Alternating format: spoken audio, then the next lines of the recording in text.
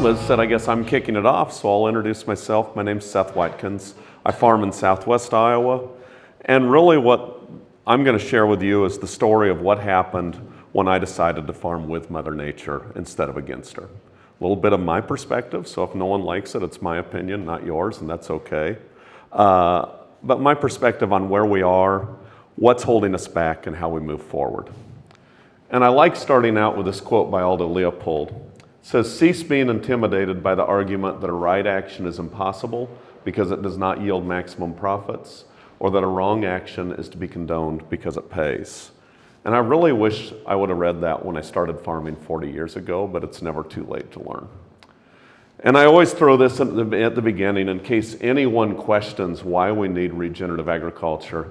This slide sums it up quite well. Now we have to keep in mind there's issues in transportation, there's issues of waste, but at the end of the day, in the pre-industrial era, 1 calorie of energy produced 5 calories of food. Today, our modern food system requires 13.3 calories of energy to produce 1 calorie of food.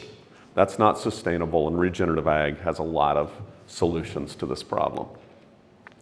I throw in a little bit of demographics about where I live because sometimes we think, our farming systems are the best in the world, yet while we yield all this grain and all this incredible production, we're yielding some unintended consequences also.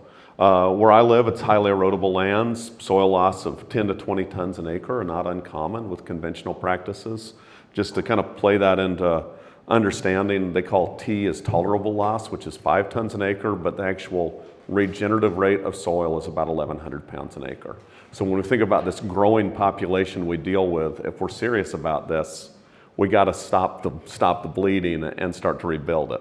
The hope is we can still do that. Well-intended federal programs, federal crop insurance, farm bill policy has created incentives to convert a lot of these marginal lands to crops. And we're seeing an increase in significant weather events. The one I worry about too, though, is I do see our population aging. I see decreasing farmer populations, declining enrollments in our schools, and the saddest one right now for Iowa, the state of Iowa is now the leading state per capita in cancer.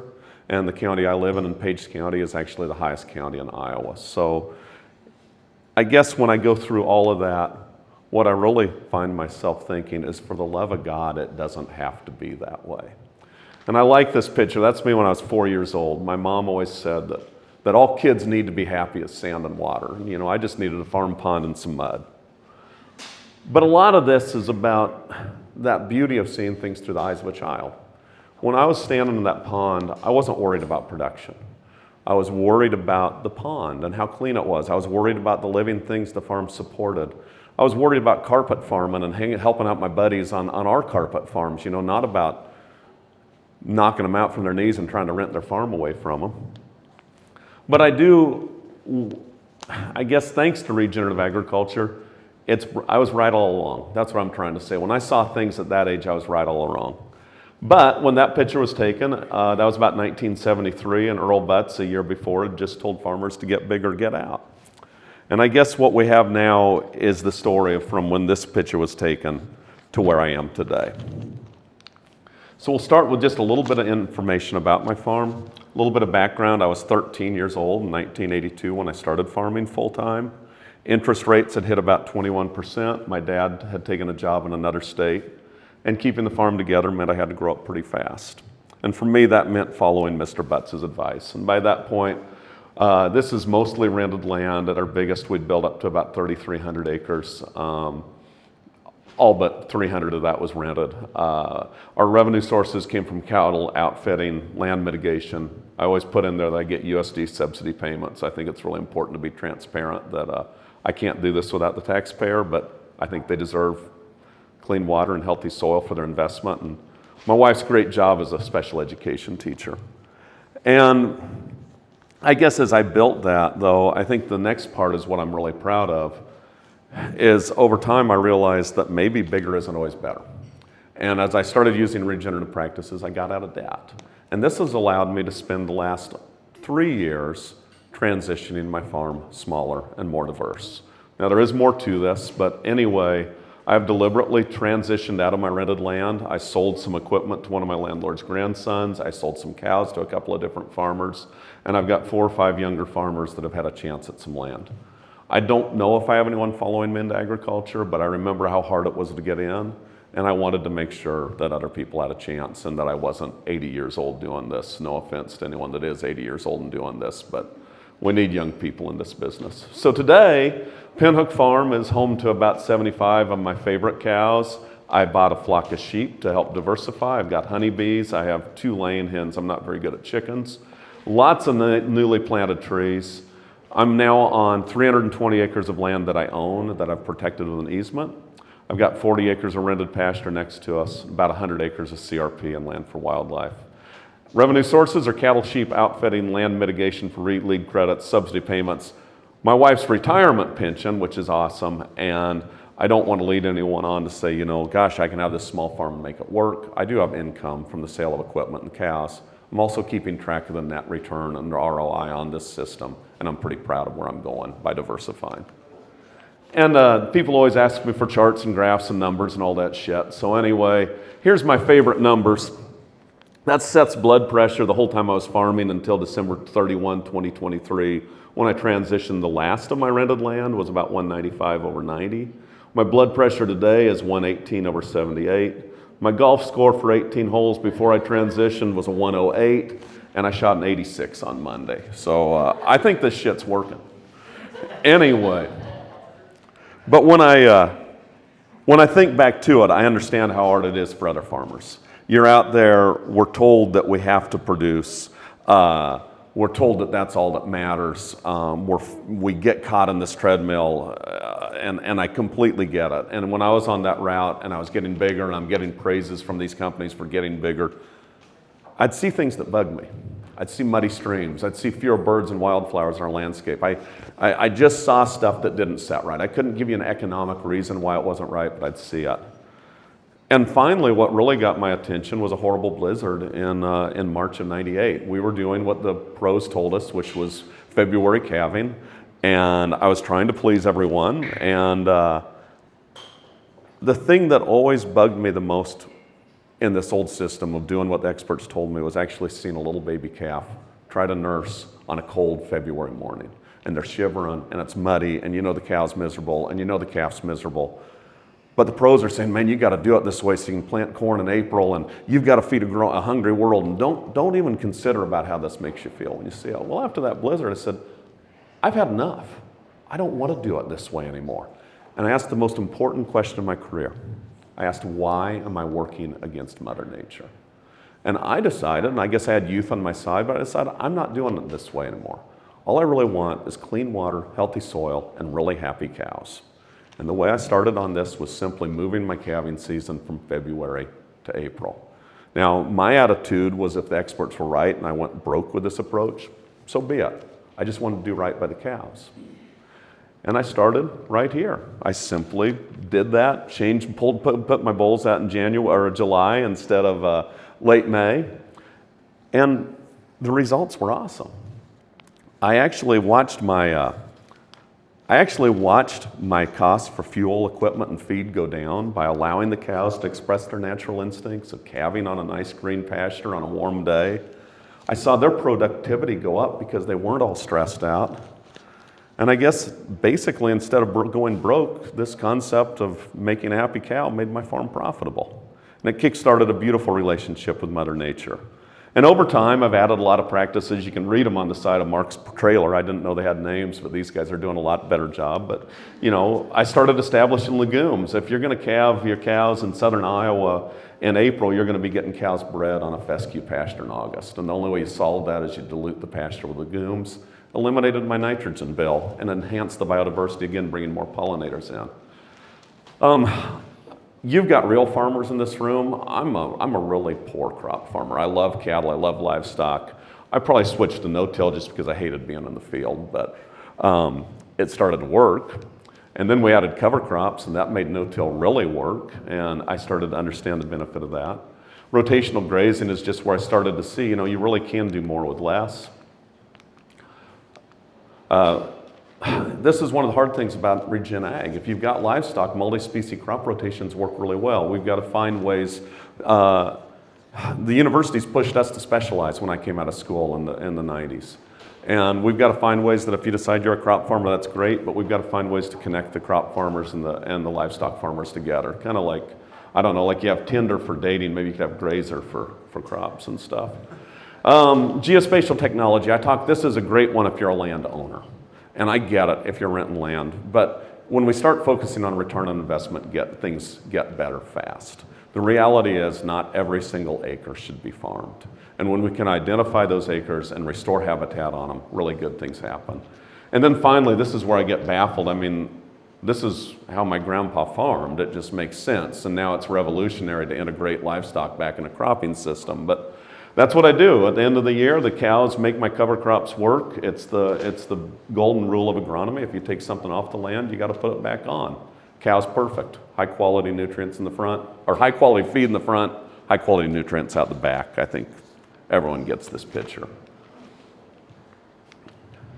The results came down to significant savings on the cows, greater productivity on the cows, lower cost on my crops, and my favorite was it wasn't just economic benefits. I did start to see more birds and pollinators and wildlife.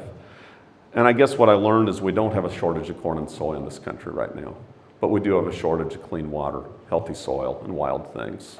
And again, regen ag can make a big difference with this. So I get into the points. I started doing this stuff in the 90s, and I kind of thought I was lucky, and I was really hesitant to talk to anyone about why it works. And I really spent almost 10 or 12 years trying to, if I can't quantify it, what's the deal? And Bert Teakert summed it up nicely, but he says, at the end of the day, there are 3 keys to successful and sustainable farm and ranch businesses. Obviously, they have to be profitable, and there is no sustainability without it. Our farms, to be sustainable, have to be ecologically sound, and that's why this works. Farms are living systems. Living systems cannot be sustained by natural resources. Our living systems are sustained by natural resources, specifically soil, sunlight, rainfall, and human ingenuity. We can't be sustained by finite resources like oil and equipment because over time the cost of these resources exceed the cost of the products we raise. I think that these slides do a wonderful job. If you follow, I get it, in the 50s, people thought, man, crude oil is a solution. And then it took off. It's gone up about 6% a year since I've started, since I've been farming. Equipment's out of this world. It's moving even beyond 6%, but it does strangely follow crude oil. And I think one thing I always emphasize with this is there's probably only been 9 or 10 years in my whole career of farming that the price of corn actually exceeded the cost of production. And I guess for me, my great-grandfather did raise corn for 10 cents a bushel, and he sold it for 45 cents a bushel. That makes a lot of sense. But I don't want to be tied to a system that has to be subsidized. I do think it's a public-private partnership, but I don't want that to be the solution. I want that to be when we really need it, it's there. So really what it comes down to is a lot of this is about reducing our reliance on finite resources by enhancing the natural resources that support our farms. And at the end of the day, this part of Mr. Teakert's reasoning for what makes farms work is like the most important to me. Successful farms are socially responsible. It's about thinking of others and listening to our customers. And I use this example, that's a picture of my kids when they were little. That's my son, Spencer. And Spencer was born with a rare syndrome called 49XY. For some reason, he kept replicating chromosomes. His syndrome causes cognitive delays, low muscle tone, and challenges associated with these conditions. Now, my wife and I were told that 49XY isn't heritable, but I'm also a cattle farmer, so I'm like, I want to know for sure. And we chose to have genetic testing before trying for another child. We were assured there were no concerns. Now, that's our daughter, Tatum, kissing her older brother on the cheek. And we were ecstatic when we found out we were pregnant. The OB gave us a diagnosis of twins. Then he gave us a diagnosis of monoamniotic monochorionic twins, which isn't such a good diagnosis. And again, for some reason, cell division had disrupted the pregnancy. We lost one of the twins before Tatum was born, and she was born with an abdominal wall defect that's kind of common with this syndrome. And she had to have she had to have surgery. She had to have a C-section, and then had to have a surgery when she was just a few hours old. And right before they were doing the surgery, I was meeting with the medical team, and we had this conversation that that I'll never forget. They're looking and said, Mr. Watkins, we looked at your family's file. Your kids have these really rare conditions that are heritable. None of this makes any sense to us. And then the nurse looks at me and she says, we do see you farm for a living. Where does your family get their water? And thanks to some brilliant medical teams, Tatum's doing great. My life's much richer from the experiences I've had raising Spencer. But all birth defects have a cause. Usually it is endocrine disruption. Now this can occur naturally, but it can also be caused by chemicals in our environment and chemicals I use on the farm. Many of these can wind up in our water. Atrazine is a proven endocrine disruptor. Glyphosate and nitrogen are suspected to be. And one of the things I want to stress, the reality is I'll never be able to prove if any of these products cause my children's health concerns. But I can't prove they didn't. What I can prove is that we can farm in a way and use these products, but not have them get on our water. And if we can do that, then maybe no family ever has to hear the question, where do you get your water from, ever again? But the other side of this, we're business people in agriculture, and listening to what our customers want is what keeps us in business. Now, in our case as farmers, our customers are like the other 98.5% of the country's population. This is a great graph of showing what people want. They want drinking water quality. They want water quality for aquatic life, job opportunities, flood control, recreation, game wildlife habitat. They want to reduce greenhouse gases. They want tourism opportunities. They want crop production, and number 10 is non-game wildlife habitat. I am in the outfitting business, and I get it. Bird watchers are cheap, cheap, cheap. But the beauty of this, Regen addresses every one of these issues successfully. So when I look at that, we know all these practices work. We know that stewardship works. We know that taking care of the soil works. And this is one that I'm starting to understand, and I'm wrapping my head around it. But I wonder, what's holding us back? Why aren't we adapting these practices? And unfortunately, it's probably human nature. E.O. Wilson does a beautiful job of summing up the challenge we face, which, as he puts it, we have Paleolithic emotion, medieval institution, and godlike technology, and combined it's terrifically dangerous. And I look at that and I thought about it for a little bit, and a lot of things I see like that, it usually pisses me off at first, and then I pause and ruminate on it. But you do think about this, the chemicals I use, the synthetic fertilizer we use, it's miraculous what it can do. But at the same time, it masks the degradation of our soil. It pollutes our water. There's an ugly side of the history of agriculture, and I thought it was over until I started paying attention to things around me. Institutions like slavery, the genocide of Native Americans on behalf of farming settlers, are part of our history, and they were reinforced by the primitive emotions that make us accept the destruction of natural resources and exploitation of others as justified in securing our self-interest. I think the one that hit home for me the hardest, when you have a child with special needs, and you see this happen in your own state, this was what was called the Henry's Turkey scandal. And this happened, so this was 2003, Spencer was about 12 years old. A federal judge in Iowa ordered a company to pay $1.8 million to 31 mentally disabled employees who gutted turkeys at a West Liberty processing plant for $65 a month, or 41 cents an hour, for more than 20 years. It hits pretty hard when you know that could happen to your own child. Then you think back and you realize we've kind of been doing this shit to people since Columbus showed up 530 years ago. And it makes me think about some things going on because we can do better. We do see the senseless influence of these emotions. We see it when packing plants are hiring 13-year-old kids to clean up. We saw it during COVID when Tyson managers were betting money on how many workers would get COVID. You know what? My business doesn't work without the folks in those packing plants. They're the most important people to me. We've got to think of others. I do pick on Farm Bureau a lot, but when they lobby to keep atrazine on the market, instead of helping us learn the practices that we're learning about today that could allow me to quit using atrazine, that could allow me to enhance the health of my soil, it sends a pretty loud message that they care more about the corn I raise than the health of my family. We see it with John Deere's autonomous tractor. I love John Deere, but if this is a solution, how are we going to bring our kids into agriculture? How are we going to get the soil health we need? We've got an opportunity with what we're doing to rebuild our soil, to rebuild our communities, to rebuild our country. And I think that's pretty exciting. But I guess at the end of the day, when I look at all of this, to move forward, if our kids are going to have a chance at the future they deserve, all this shit's got to stop. And that's where I come back. I never used to talk about equity very much, but the more I look at it, I really believe moving forward, we have to focus on stewardship and equity. These issues are intertwined. Without stewardship, we will continue to erode our natural resources and create a future of scarcity and conflict.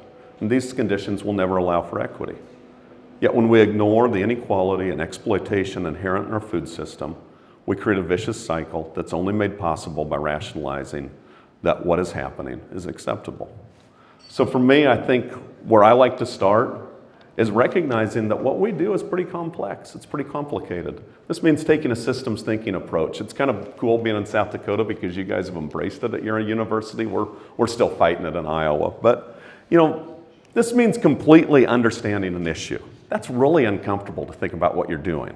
It means no banning books, no banning curriculums. It means standing back and actually thinking about what we're doing. And like I say, this isn't always pleasant, but when we think about what we're doing, we start to recognize those leverage points that can lead to long-term sustainable solutions. It's about asking why instead of how, It's about asking what if and thinking about these what if. Here's a few. What if exports aren't sustainable? We've built this whole thing on exports since the 70s, and I worry about that because we're exporting our nutrients, we're exporting our kids. What if the federal crop insurance subsidy goes to 33% or even zero? What if CAFOs aren't the best way to raise livestock? The next one I think about, our farms are going to be all sizes, but the more I learn about indigenous agriculture and what people can do on smaller farms, the more I want to support this. And just one example, this is ladies at a place called Global Greens in Des Moines that helps refugees from Burundi and Myanmar and different places get a little bit of land to get started. And so many of these folks are farmers, and I'm visiting there and I meet her, and she's got an acre of garden, and I counted 27 different crops that she was raising on that acre. Then I recognized that she'd actually probably cleaned hotel rooms all night across town for a job. She'd hopped 2 buses to get to her farm. She was passionate, she was ecstatic, and I was really humbled because she knew a hell of a lot more about agriculture than I did. And she has knowledge that I think will really help us move forward if we're serious about sustainably feeding a growing world. So when I look at the things we can do as we get the foundation of our communities back, as I get the resilience back in our landscape, as we get our water clean, people can move back to our towns. And we can help them get some land. And as that happens, we can diversify the crops we raise anymore, and we become, instead of a vicious cycle, we get a victorious cycle. Easements are important, and I talk about this, and I was really excited because Yellowstone talked about it also. We've got to protect the farmland we have and give young people a chance to have access to that land and other people to have access. I put my own farm in an easement. My farm's been in my family, like you saw, since the 1840s. It's served my family really well. But putting the land in the easement and protecting it has allowed me to serve the land. I don't have to worry about it being developed. I don't have to worry about it becoming crops. It's always going to be a pasture farm. At the same time, I've encumbered my title, so I'm committed that if I do transition and a young person comes to buy that farm, it's not going to be a bargain, but they're not going to have to compete against crops or development to get a pasture farm. And I'm really happy for that, and I know the land will be there. So we've got a chance to put more land in easements. There's a lot of pros to them. Different states have different rules, but really consider protecting your farmland, because I watch people with it and they talk about feeding the world, and I'm like, the most important thing we've got to have is land, and then we've got to have really healthy, productive land. Diversity rules and everything. This is one thing I've learned about working with nature more than anything else. Nature rewards diversity. That's my farm now. You can barely see the cows, the sheep, we've got the bees, we've got the chestnut trees. The hard part about me embracing diversity is I found out I don't know very much about farming. I know a lot about corn and cows, and I don't very much about other things, but I think that's a good thing. But again, it's not just the diversity on our landscape. It's the diversity in our communities. In Iowa, the communities that are growing have lots of different folks from lots of different places, and they came here, they want to work hard, they make our packing plants work, they want to own some land. So at the end of the day, there's no sustainability without diversity. Diversity in our landscape and diversity in our towns. One of the saddest things to me, we talk about the erosion of resources. One of the saddest things to me with the modern farming system is the erosion of human knowledge.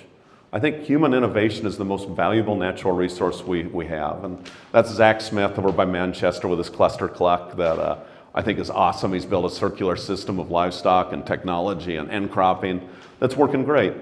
But again, we've got to have policy that rewards the regeneration of our resources, human and natural. This is a biggie for me in the livestock business. We need to return to teaching animal husbandry. I think one of the downfalls of our industry was when it changed the name from animal science to animal husbandry. We started thinking that there was a scientific solution or a way to conquer nature for every problem we have. I love this picture of these lambs eating ragweed because I think back to when I got the sheep. I'm like, you know, I was proud that I'd eliminated a lot of chemicals, but I was still spraying a lot of stuff. And then when you get this flock of sheep and you see them out there eating things you used to spray, and you see how good it is for the land, and you see how good it is for the sheep, and it actually increased my revenue by diversifying species, I just say, why in the hell was I spot spraying that stuff for years?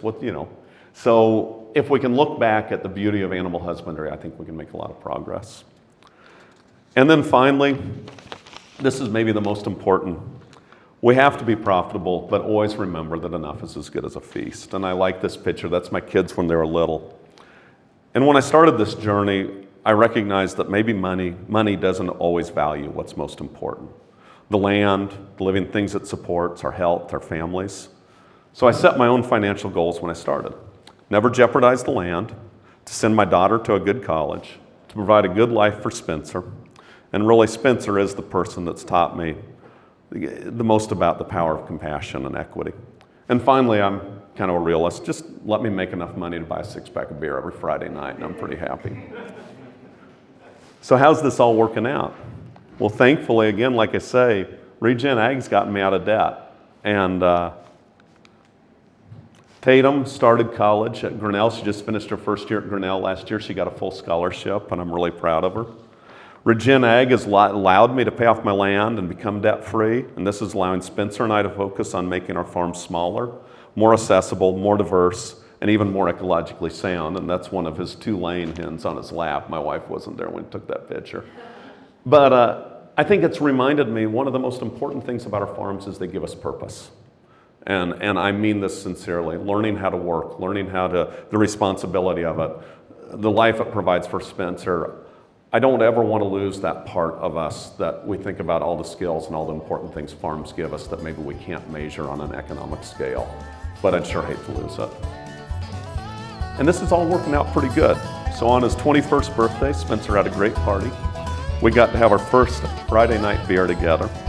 And all of this is possible because I decided to work with Mother Nature.